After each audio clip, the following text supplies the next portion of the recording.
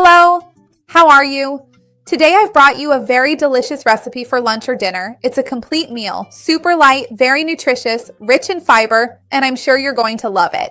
It's a protein-packed recipe, rich in fiber, budget-friendly, and the whole family will love it.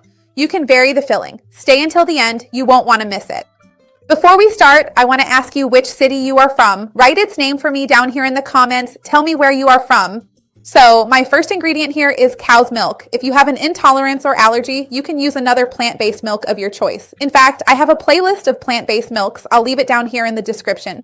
To the milk, I will add the eggs, poke them a little, and mix well. Remembering that the egg will also provide us with protein in this recipe, because although cow's milk already has protein, the egg is also an excellent source of protein, a protein of high biological value. Eggs have vitamin D, eggs have choline. It is a very healthy food. It is very interesting. I'm going to add olive oil here, which is a very healthy type of fat, an antioxidant, good for the heart, so I always like to use olive oil in recipes whenever I can, and I think it goes really well in this one. I'm going to add a little salt here. I'm also going to add a little baking powder here. Now, I'm going to add some seasonings here to enhance the flavor.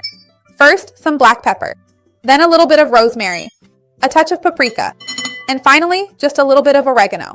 You can use the seasonings of your choice. Tell me which seasoning is a must-have in your house. To finish the batter, I'm going to use oat bran here, which I ground beforehand to have fewer carbohydrates and to make it more balanced. If you want, you can use oat flour, you can use chickpea flour. If you want even fewer carbs, it could be almond flour, or you can add coconut flour by the spoonful until it reaches the right consistency, okay? Tell me which flour you use most in your daily routine.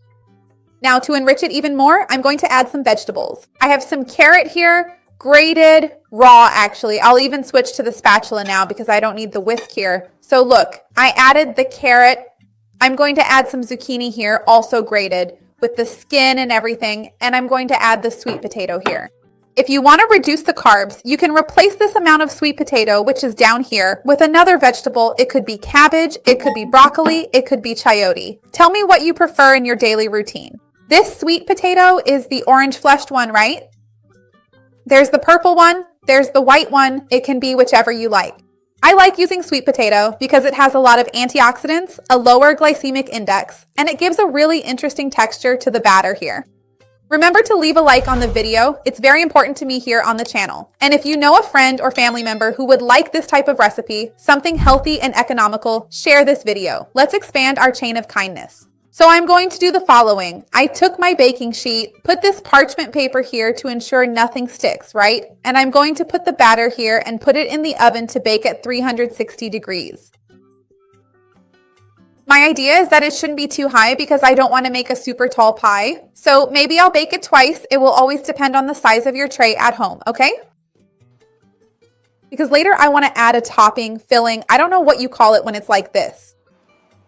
So look. I'm spreading it out here to make it thinner, and then you'll understand what I'm trying to do. Let me just cover everything here. Look, it will actually make 2 baking sheets.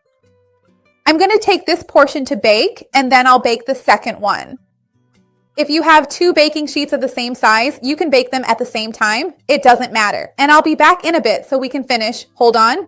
I took it out of the oven. It took about 20 minutes to bake. Remember, there's another one just like this baking in there. So whatever I do here, multiply by 2 in terms of yield.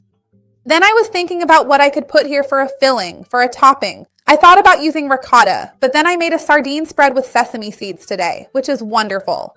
So what am I going to do? I'm going to spread it here and use it as a topping for this delicious treat to add more calcium, more protein, and more flavor, right? Because sardines are very tasty, well seasoned, aren't they? So I'm just going to spread it here before rolling it up and cutting the pieces. I'll be right back. I spread the paste here, cut it into 4. I forgot to show you that. But now we'll roll it up like a Swiss roll, just like this.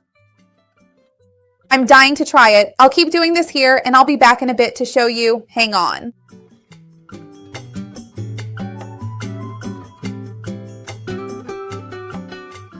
Look, I arranged it really nicely here. I'll show you what it looks like on the inside. Tell me, what would your filling be? I'd love to see your comment. Look how delicious.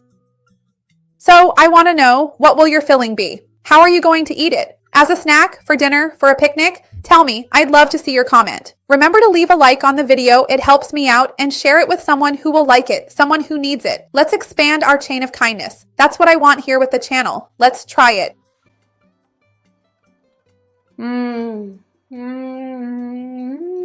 How delicious! Look, I suggest you make it exactly like this. With this filling and everything, it turns out wonderful, very tasty. And this combination of flavors is incredible. It really turned out great. Make it at your house. You're going to love it. See you next time. Bye.